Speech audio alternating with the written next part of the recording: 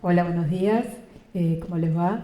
Bueno, mi nombre es Nora Tanasio, yo soy neuropediatra especializada en las enfermedades metabólicas.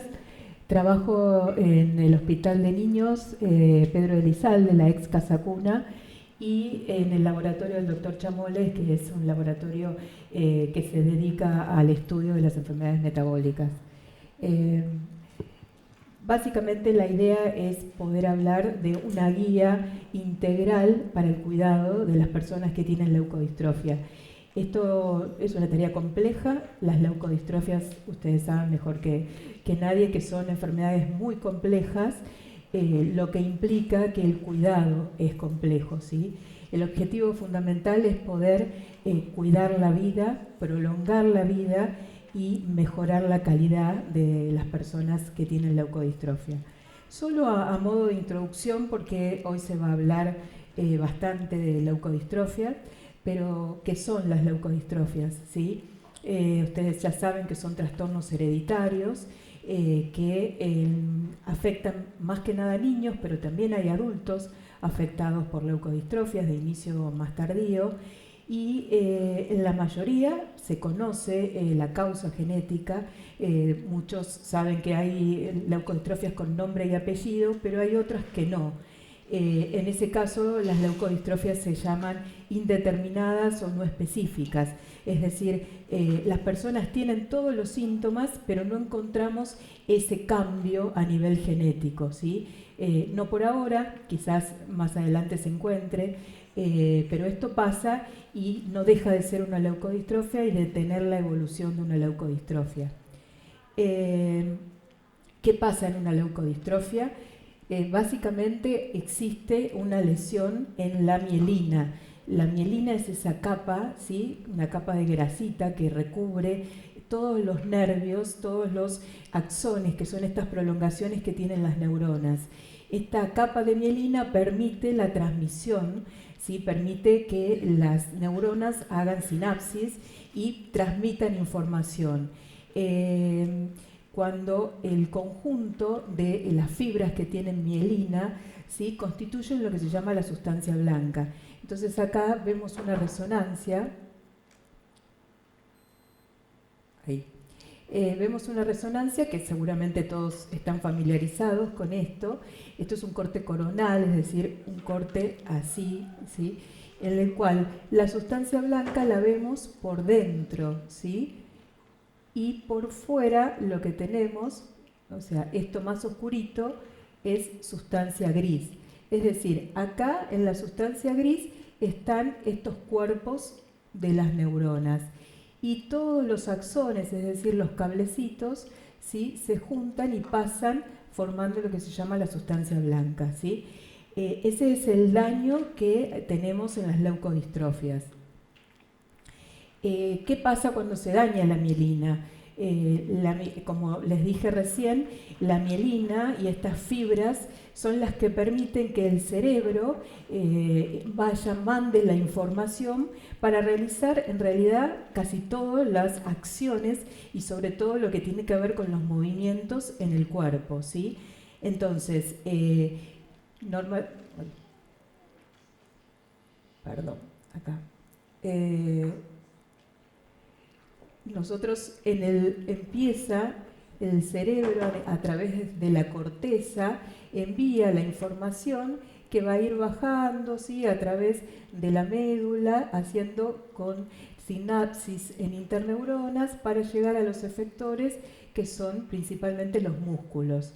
Entonces, cuando esto se lesiona por una leucodistrofia, el cerebro no puede enviar la información como corresponde, es una información inadecuada, y entonces se afectan las funciones básicas como el movernos, el caminar, el hablar, el comer, que ustedes saben que son como funciones que están muy comprometidas en las personas con leucodistrofia.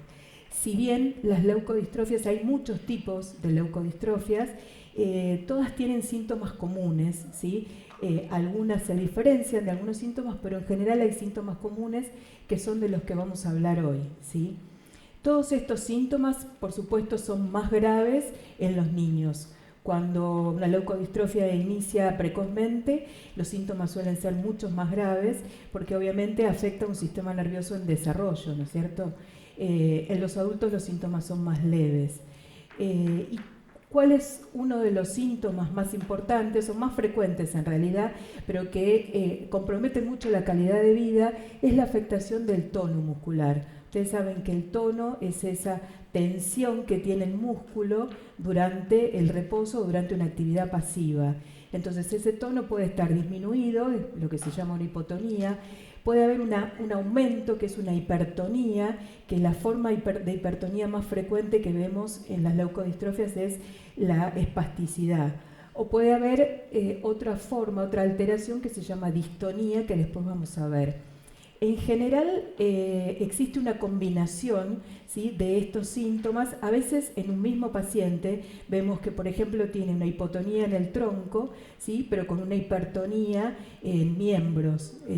O muchas veces la hipotonía es la forma inicial, en los bebés sobre todo. Nunca vemos una espasticidad severa, salvo algunas enfermedades como la enfermedad de Krabbe, pero si no, en general empiezan con una hipotonía y luego progresivamente se va instalando la espasticidad. ¿Qué cuidados? Es decir, ¿qué debe mirar sobre todo un terapeuta? Por supuesto también la familia, ¿no?, pero especialmente el terapeuta. Cuando hay un aumento repentino de tono, ¿sí?, porque esto puede significar que hay una infección, hay dolor, que hay que buscarlo, dónde está el dolor, o algún daño cerebral nuevo, ¿sí? El aumento de tono es un síntoma a prestarle atención. Y otro elemento a tener en cuenta con el tono es siempre trabajar, contrarrestar esta hipertonía a través de los movimientos, a través de terapias que después vamos a ver. Acá me pareció muy importante, esto está en la guía que les tradujeron desde la Fundación, donde el ser humano está diseñado, ¿sí?, para caminar y para estar de pie. Y estas funciones son las que permiten que se mantengan las funciones de otros órganos, de los huesos, de los músculos, de la piel, del aparato respiratorio. Entonces, por eso en las leucodistrofias, cuando está tan afectada la movilidad, ¿sí?, repercute en todos los demás órganos, como vamos a ver y como ustedes ya lo saben, ¿sí? ¿Qué es la espasticidad? La espasticidad es uno de los síntomas más comunes y más frecuentes en todas las leucodistrofias, que es esta hipertonía, pero que tiene una característica específica, es una contracción persistente de los músculos y que genera posiciones anómalas.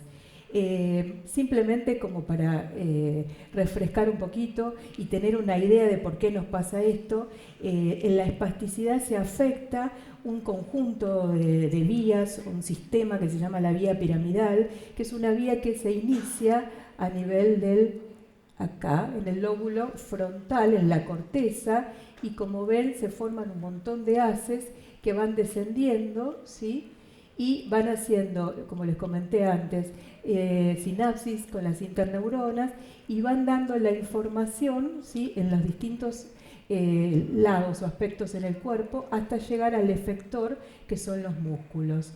Esta vía es la vía básica, es la vía motora por excelencia y que es la que generalmente está dañada en la espasticidad. Entonces esto va a traer complicaciones, ¿sí? Una de las complicaciones que se suelen ver son el malestar o el dolor. Imagínense tener permanentemente un músculo, como estar todo el tiempo levantando pesas, ¿sí?, en hiperextensión. Esto da malestar inicialmente y si no se trata adecuadamente da dolor, ¿sí? Y después, por supuesto, interfiere con las funciones claves, ¿sí?, como la deambulación, la comunicación, el autocontrol, ¿sí?, la motricidad fina. Produce a largo plazo trastornos en las articulaciones, las dislocaciones, que después vamos a ver, y también rigidez de las articulaciones. Ustedes saben que muchas de estas articulaciones se fijan, ¿sí?, y a veces si no es con cirugía esto no se puede modificar. Y otro tema importante es que esta falta de movilidad crónicamente puede dar úlceras en la piel, ¿no?, úlceras de decúbito, si obviamente no se tratan y no se previenen. Tratamientos. Siempre el inicial es la terapia, la fisioterapia, ¿sí? Es importante mantener rutinas diarias de estiramiento, ¿sí? Para poder contrarrestar este tono persistentemente aumentado. Pero también hay fármacos, ustedes saben que en general los médicos utilizamos fármacos para mejorar este tono, esta hipertonía, ¿no? Los más frecuentes son el baclofeno, ¿sí? Marca Lioresal, que por ahí lo conocen, el diazepam y otras benzodiazepinas se pueden utilizar. Siempre con las benzodiazepinas hay que tener el cuidado porque pueden aumentar las secreciones, espesarlas y hacer que aumenten, y esto, por supuesto, complica todo lo que tiene que ver con la deglución, la respiración, ¿sí? La clonidina no es tan utilizado, generalmente nosotros los neurólogos no lo usamos tanto.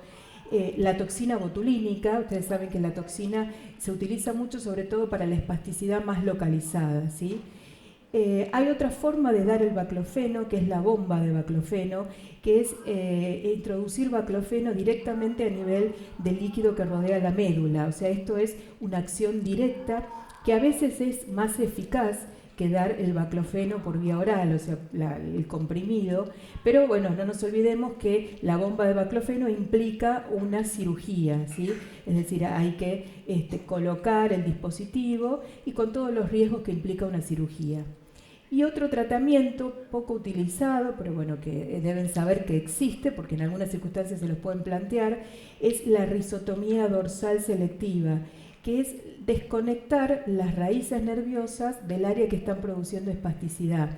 En realidad esto es un método que se utiliza más en la parálisis cerebral y en las leucodistrofias no está tan recomendado porque primero que puede empeorar si hay distonías.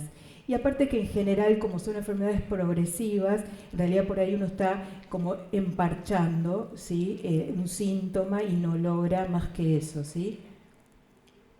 Otras alteraciones del movimiento, como dijimos, es la distonía. La distonía es un trastorno del movimiento debido a contracciones musculares que son involuntarias y que generan son posiciones repetitivas anómalas. Entonces, por ejemplo, tenemos distonías de torsión.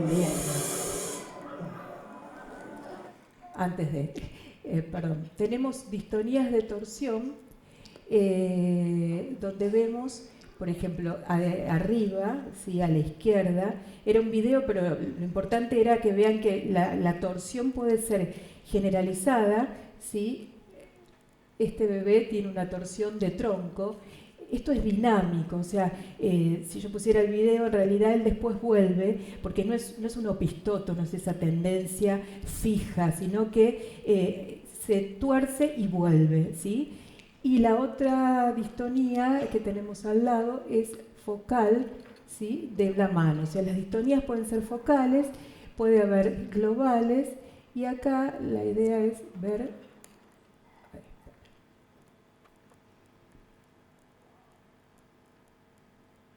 que no me deja ver el video, vamos a hacer así. Movimiento, yo la veo muy bien.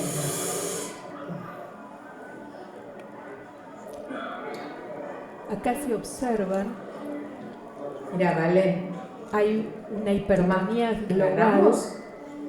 Lo que les pido es que no filmen, por favor, cuando hay pacientes, nada más que eso, ¿sí? Están autorizados los videos, pero... fíjense en la mano derecha de Valentina que hay una postura distónica, ¿sí? La volvemos a poner. Movimiento, pero yo la veo muy bien. Hay una espasticidad global, pero en la mano derecha, ¿sí? Fíjense ahí cuando ella que existe. Eso es una postura distónica, ¿sí? Toma, a veces agarramos. es parte de un cuadro mixto, donde hay un cuadro de espasticidad con un cuadro de distonía, ¿sí?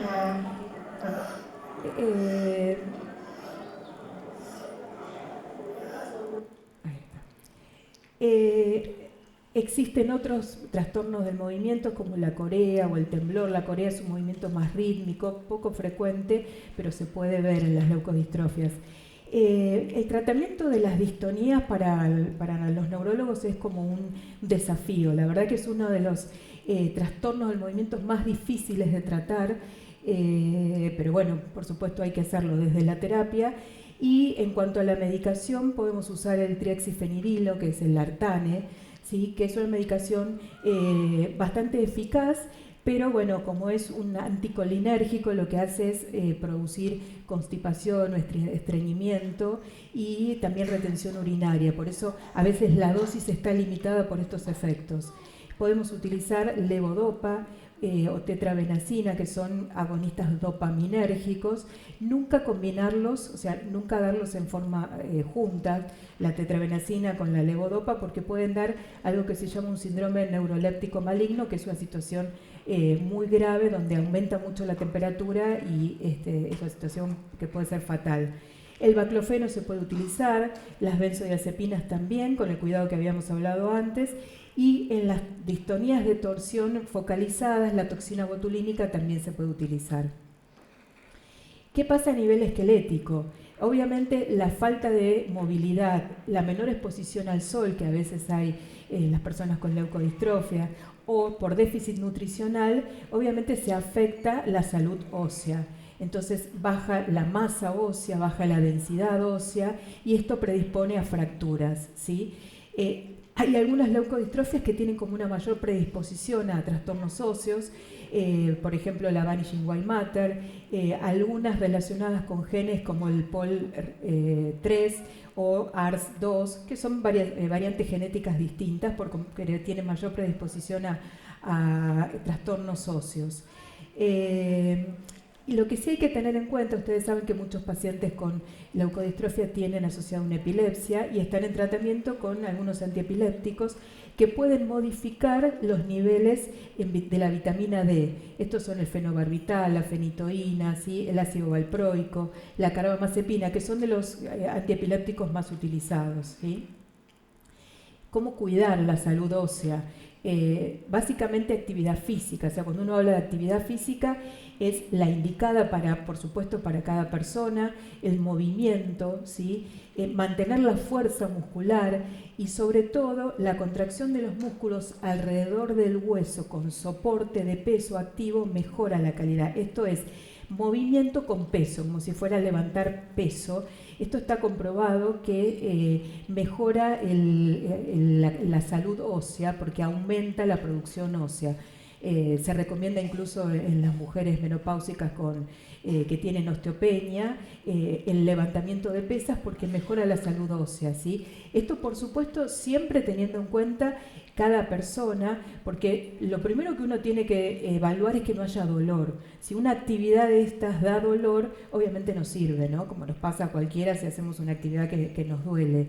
Entonces, si hay dolor, primero hay que tratar el dolor y después proponer la actividad, ¿sí?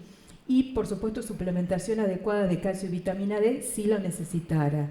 Esto se evalúa, los niveles de calcio y de vitamina D se evalúan con un laboratorio de sangre de rutina, donde uno lo que hace es pedir específicamente, ¿sí? Calcio, fósforo y vitamina D. Y después se puede estudiar con densitometrías. En este caso, las radiografías comunes no sirven para el seguimiento y para ver el hueso. O sea, no es la mejor elección, ¿sí?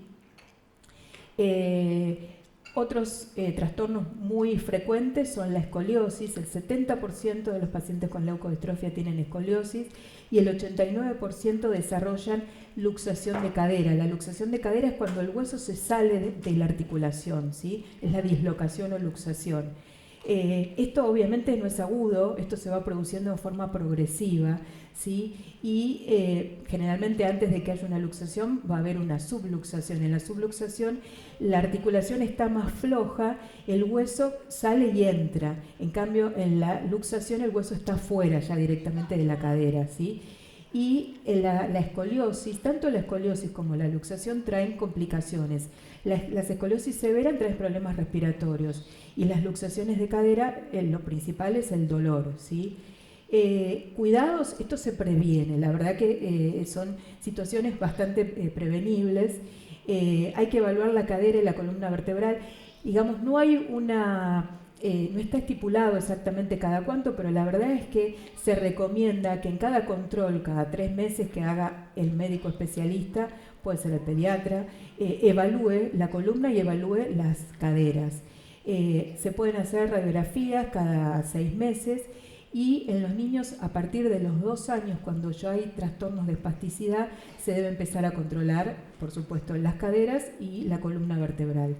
Esto es terreno básicamente del traumatólogo, que es el neuroortopedista, que es el traumatólogo especializado en las enfermedades neurológicas, traumatológicas, pero de origen neurológico, y el fisiatra, ¿sí?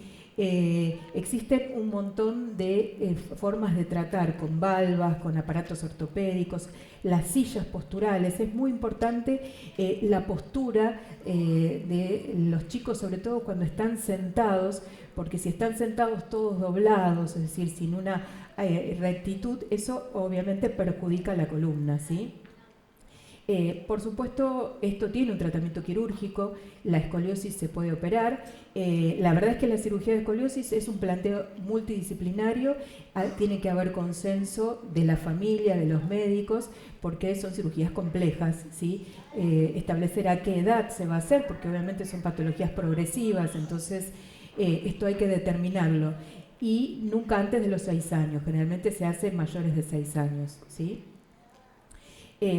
Fundamentalmente en esto hay que evitar el dolor, ¿sí? Porque el dolor, que a veces en las personas con leucodistrofias les es muy difícil expresarlo, ¿sí? Es muy difícil saber si tienen dolor, trae un montón de otras consecuencias, ¿sí?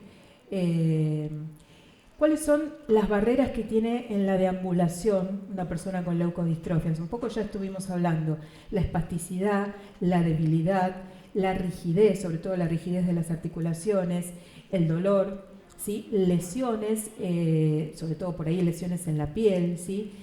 A veces pasa que hay equipos adaptativos inadecuados, que se indican valvas y se hacen mal las valvas, ¿sí? Las valvas dan dolor. Entonces esto, y uno no sabe por qué no quiere caminar o por qué camina mal, o sea, todo esto hay que evaluarlo, ¿sí? Trastornos del equilibrio, ustedes saben que principalmente hay ataxia, que es ese aumento en la base de sustentación, ¿no? El abrir las piernas al caminar, y la presencia de movimientos involuntarios. Para esto, trabajar con la deambulación, ¿sí? Es decir, mantener activos, cada uno con su posibilidad, pero hay que mantener el movimiento. Y existen un montón, por supuesto, ya saben, de ortesis, aparatos ortopédicos, hay entrenadores de marcha, hay bipedestadores, todo lo que nos permita mantener la movilidad lo más posible, ¿sí? Pasamos a otra área que tiene que ver con la nutrición y el intestino. Este esquemita muy sencillo que está acá, ¿sí? Nos muestra cómo el sistema nervioso está en todo nuestro cuerpo. Existe una rama del sistema nervioso que es el sistema nervioso autónomo, que es el sistema, lo que llamamos neurovegetativo, que se ocupa de regular las funciones de todas las vísceras. Por eso todos los pacientes con lesiones nerviosas, sobre todo enfermedades neurodegenerativas, tienen compromisos en todos los órganos, en mayor o menor medida, porque hay fibras nerviosas y hay células nerviosas en todo el cuerpo, ¿sí? Entonces, ¿cuál es una de las situaciones por ahí más frecuentes y más molestas para la persona con leucodistrofia? Es el babeo, la salivación excesiva, ¿sí? El babeo puede tener muchas causas. La primera y la más frecuente son los trastornos en la deglución, ¿no es cierto? Los trastornos para tragar. Pero también puede haber problemas dentales. A veces revisar la boca, sobre todo en los chicos, es muy difícil. A veces requiere una sedación, ¿sí? Un reflujo ácido también puede dar babeo. Las apneas del sueño, que suelen ser muy frecuentes. Esto es evaluación, evaluar al paciente. Hay ejercicios que pueden hacer, sobre todo los fonoaudiólogos, para evitar el babeo, ejercicios conductuales. A veces hay como los chicos se olvidan de tragar y entonces aparece el babeo. Posicionamiento, ¿sí? Posicionamiento para comer. Evitar los fármacos que estimulan la salivación, como habíamos hablado, entre ellos las benzodiazepinas, ¿sí? El clonazepam, el ribotril sobre todo, ¿sí? Y después hay medicación, por supuesto, hay fármacos que se utilizan para tratar como el licopirrolato, que se utiliza también para la sudoración excesiva, está indicado recién en mayores de 3 años. Después hay un montón de fármacos como la escopolamina, el triexifenidilo, que es el Artane, que también se puede utilizar, solución oftálmica de atropina sublingual al 1%, la toxina botulínica también se está utilizando para el babeo y para la sudoración excesiva, ¿sí?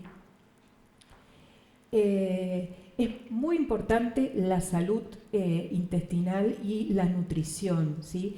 Y también la ingesta de líquidos. Obviamente hay muchos chicos que no saben pedir, que no pueden pedir, o que no lo pueden expresar. La malnutrición, ¿sí? Y la falta de líquido afecta el crecimiento, afecta el desarrollo cerebral, la inmunidad, ¿sí? Y también la salud intestinal de la vejiga. Esto, por supuesto, en aquellas personas que tienen movilidad deteriorada, ¿sí? o que no pueden expresarse, o las que tienen dificultad para tragar. Entonces, ¿cómo nos damos cuenta? Hay algunos signos, ¿sí? Más allá de la evaluación que pueda hacer el fonoaudiólogo, que pueda hacer el médico. Por ejemplo, si la persona tose frecuentemente, si tiene una voz como húmeda, si se ahoga, sobre todo al comer o con los líquidos. El primer síntoma suele ser que toma el líquido y empiezan a toser, ¿sí? Vómitos frecuentes, o la pérdida de peso, por supuesto, ¿no? La pérdida de peso es un dato importante que a veces evalúan los médicos. En los niños se debe hacer un control de peso y talla, mínimamente cada 6 meses, ¿sí? Hola.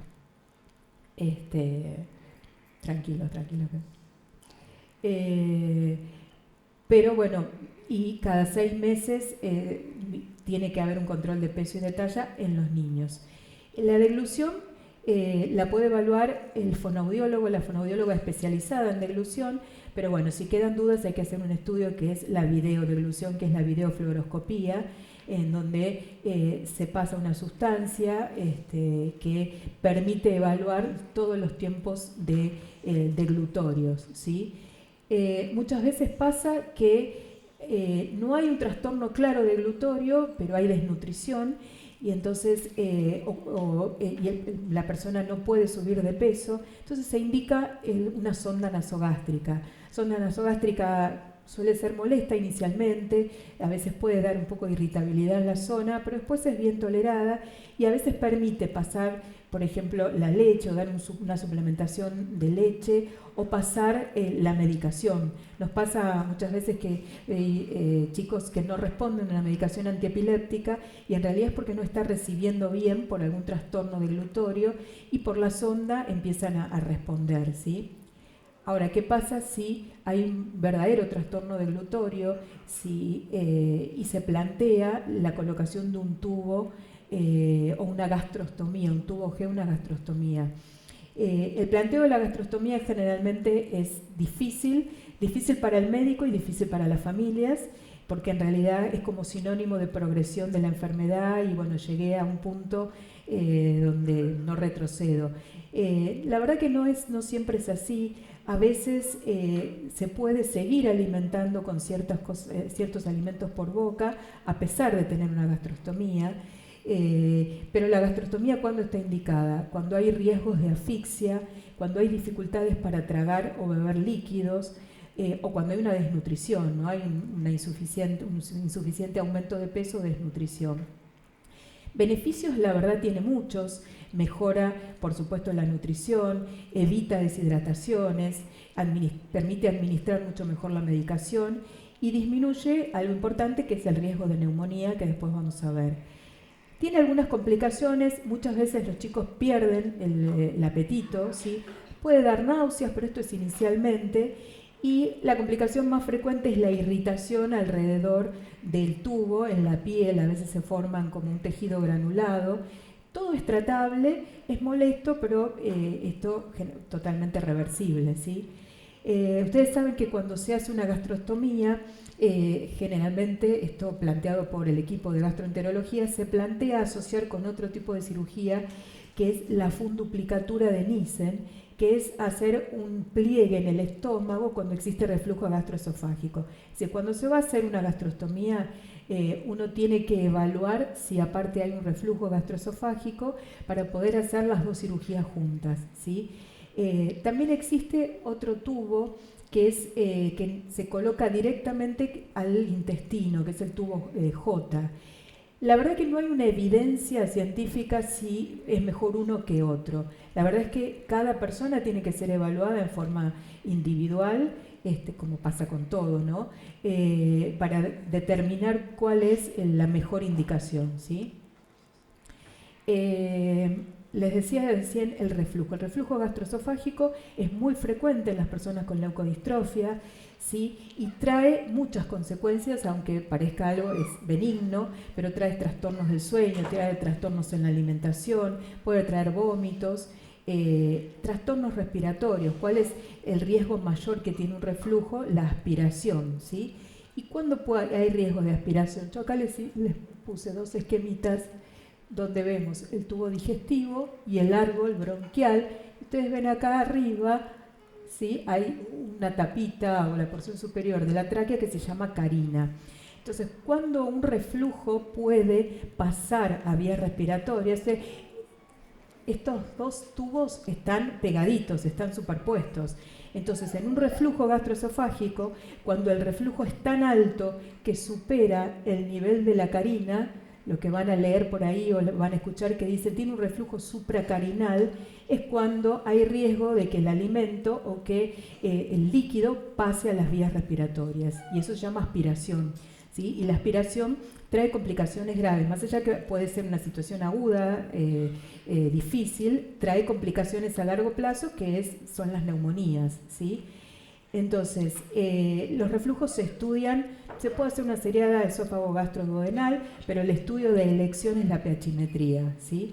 Y tratamiento inicial, por ahí a veces pasa que es un reflujo leve, entonces le dan espesamiento, ¿sí? Espesar los alimentos, la posición, eso es muy importante.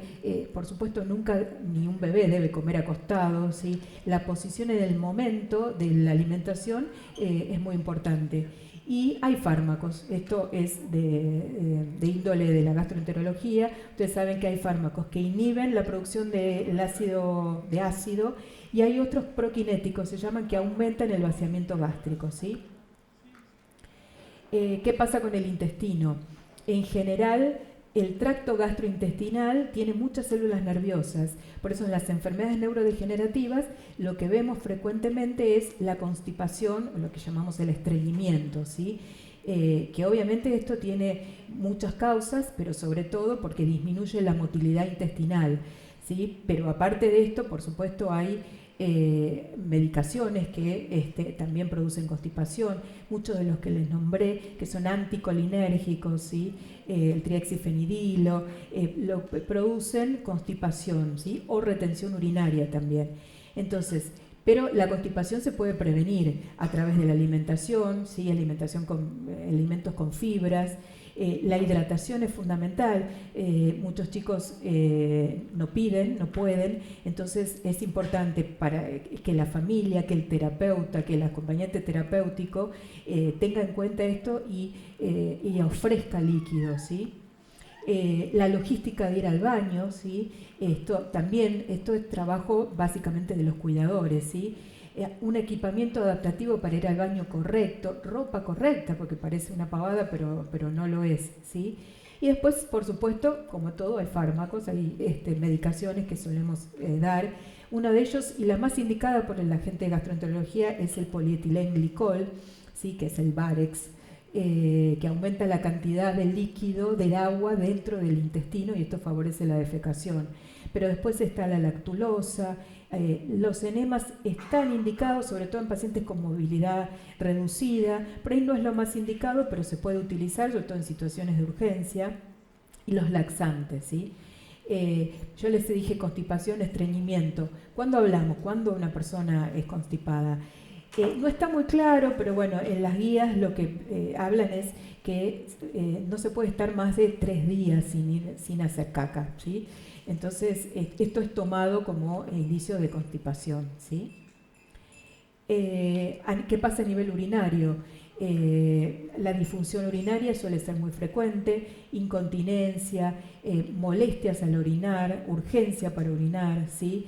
Y las infecciones, que son bastante frecuentes y son silentes en el aspecto que suele haber dolor, pero no lo manifiestan. Entonces, cuando hay fiebre o cuando hay molestias inexplicables que van al pediatra, el pediatra los revisa y dice, no le encuentro nada, revisé los oídos, la boca, hay que hacer un análisis de orina. Un sedimento de orina que se hace en el momento nos permite por lo menos orientarnos si hay una infección urinaria. Después, con la misma orina se hace un cultivo, ¿sí?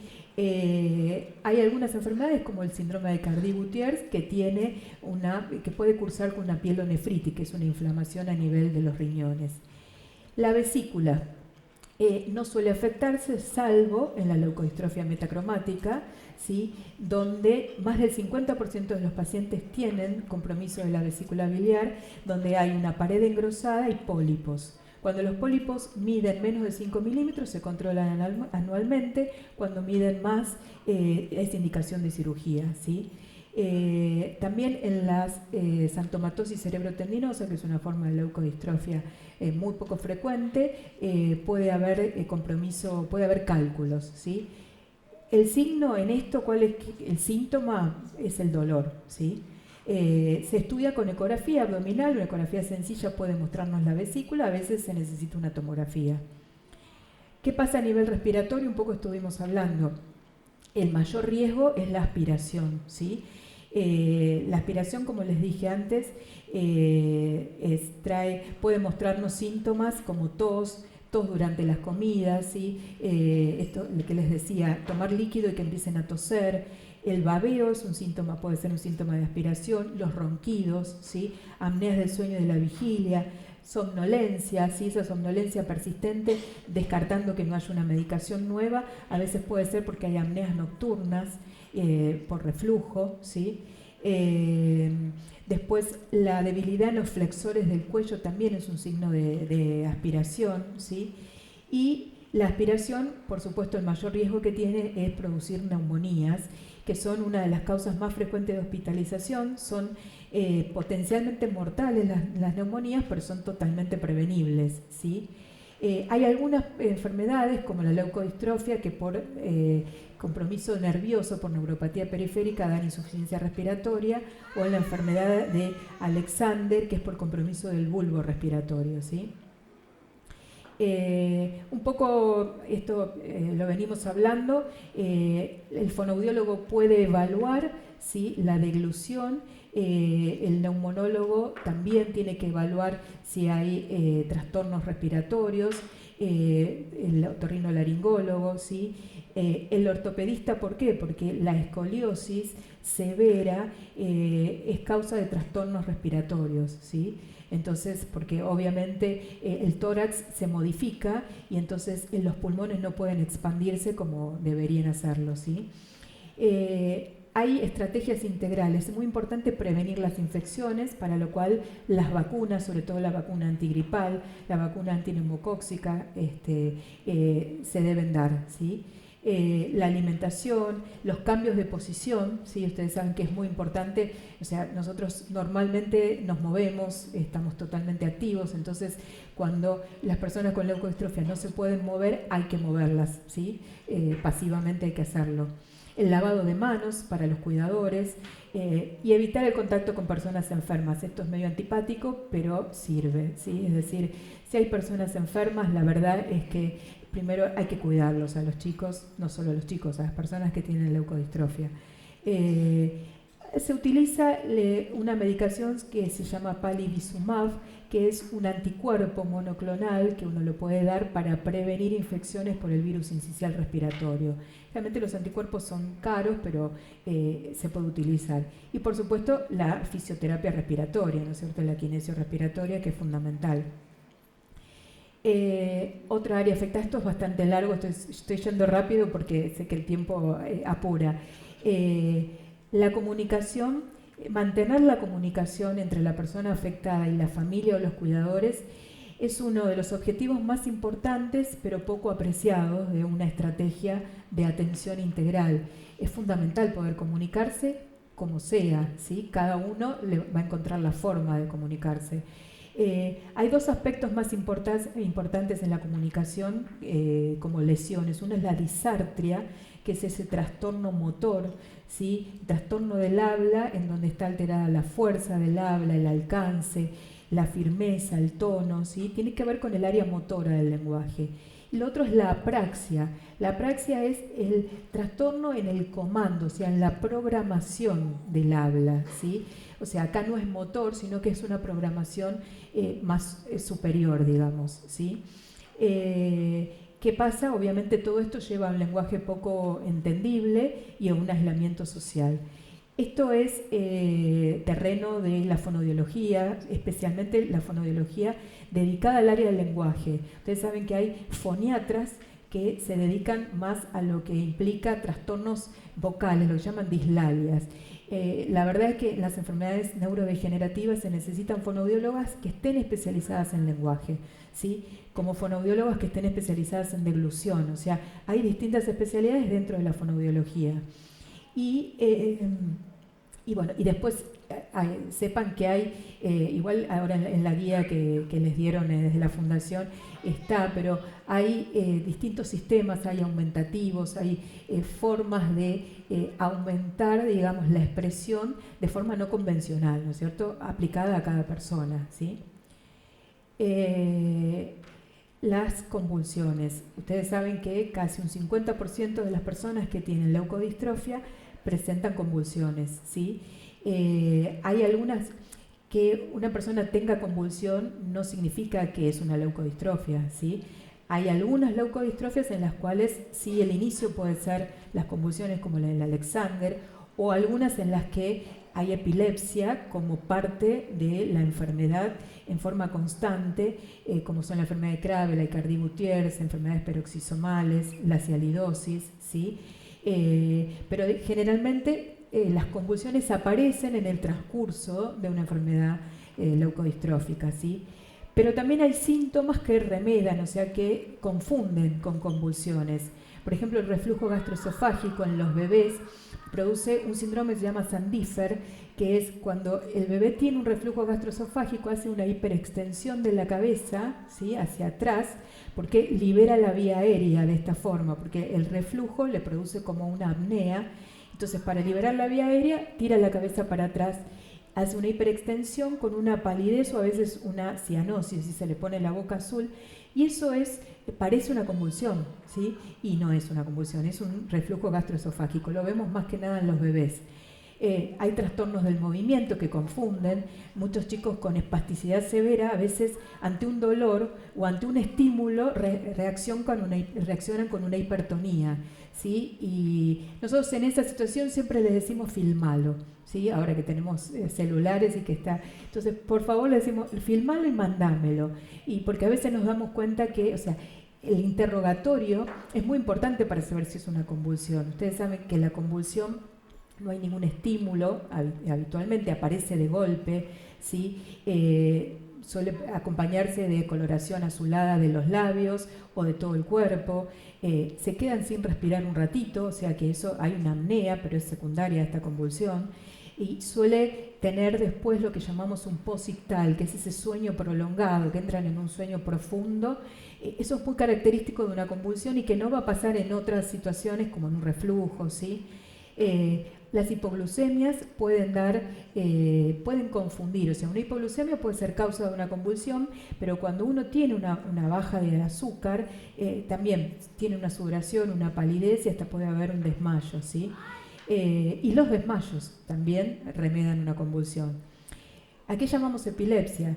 La epilepsia es la presencia de dos convulsiones o más sin causa, no provocadas. ¿Qué significa eso? Que no hay fiebre, que no hay una meningitis, ¿sí? Es decir, se produjo una convulsión sin ninguna causa. O cuando hay una convulsión y un electro que es patológico, un electroencefalograma, o una convulsión que dura más de 10 minutos. Esos son los criterios para diagnosticar epilepsia, ¿sí? El diagnóstico de una epilepsia se hace por la clínica, pero también hay que hacer un electroencefalograma, que en los niños generalmente es de sueño, porque es muy difícil si no hacerlo despierto.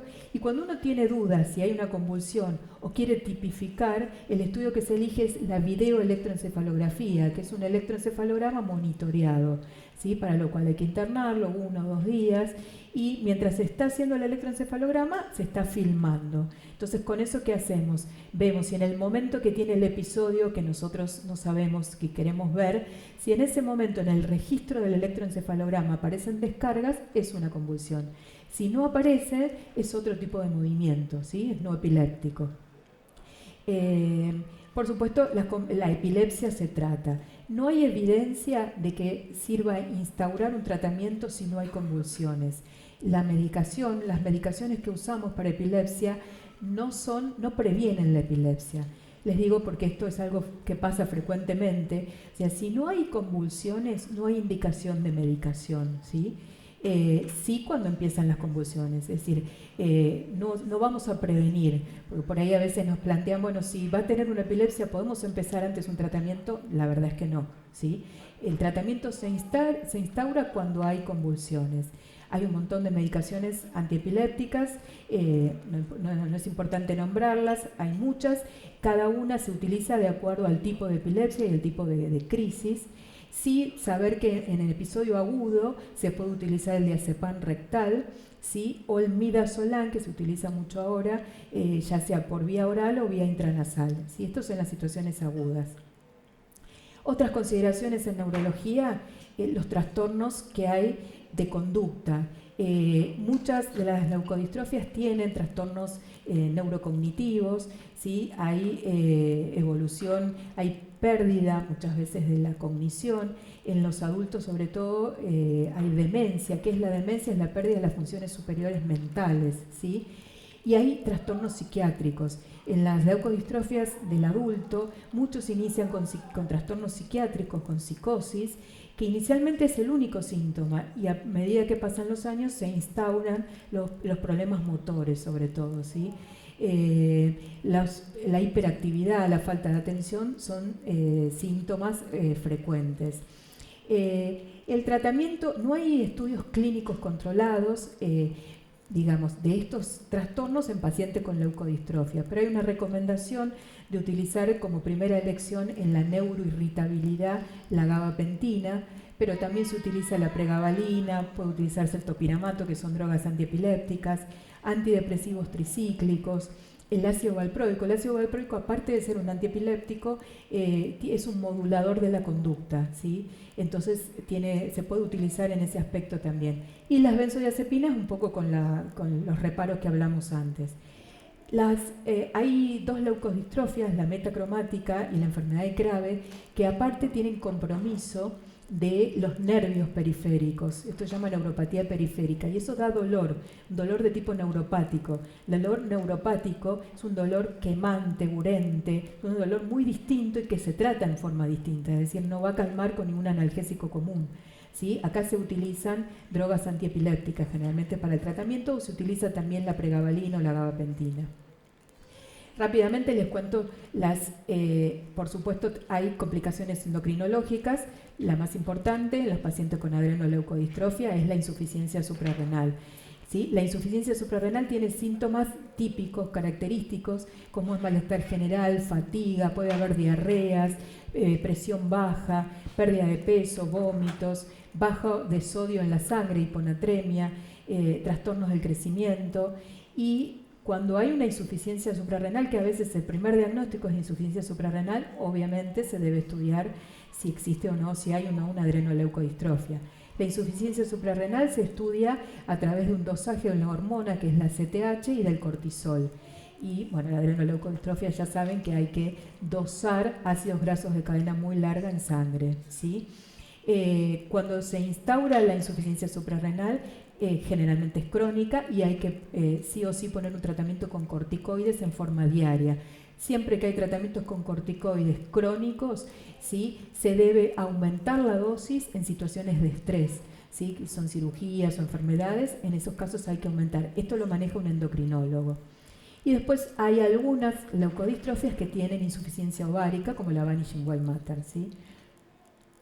Entonces, resumiendo, la idea es que debe haber una coordinación en la atención, o sea, manejar enfermedades, pacientes con leucodistrofia, como les dije antes, no es sencillo, tiene que haber un equipo interdisciplinario y generalmente un coordinador. La verdad es que por experiencia el coordinador siempre termina siendo un miembro de la familia, que es el que está como más cerca de todos. Pero es importante que ese coordinador, ese miembro, elija un médico que sea el coordinador del grupo de médicos, ¿sí? Porque va a haber un equipo multidisciplinario muy grande. Y a veces es difícil la comunicación, esto que hablaba antes Verónica. La verdad que nos pasa mucho, o sea, es muy importante que el equipo esté comunicado, ¿sí? A veces no es fácil porque se consigue un terapista en un lado, el fonoaudiólogo en otro, ¿sí? Pero bueno, ahora existen los grupos de WhatsApp, esto nos suele pasar que armamos grupos de todo el equipo de tratamiento de un paciente, esto lo pueden pedir y es un derecho, ¿sí? Como también es un derecho que cuando se hace el diagnóstico, o sea, siempre, por supuesto, la primera línea es hacer el diagnóstico. Una vez que se hace el diagnóstico, ustedes tienen derecho a pedir información básica de la enfermedad, ¿sí? ¿Cuáles son las áreas clave de enfoque clínico? O sea, ¿en qué me tengo que enfocar más y en qué menos? ¿Y cuáles son las situaciones de emergencia que puedo tener? ¿Sí? En aquellas que tienen epilepsia, las convulsiones, las crisis adrenales en adrenoleucodistrofia. Esto lo tienen que saber y lo tienen que solicitar. Por supuesto, toda persona con leucodistrofia tiene derecho a participar en una investigación clínica, ¿sí? Ahí está la página de los clinical trials que hay de todas las enfermedades, cuáles son los tratamientos, digamos, que están en protocolo, ¿sí? Estos son protocolos, pero bueno, se deben conocer porque pueden participar. Cuando empecé no les agradecí a la Fundación por haberme invitado. La verdad es que lo conozco al autor desde chiquito, hace muchos años que no lo veía, así que bueno, muchas gracias, ¿sí?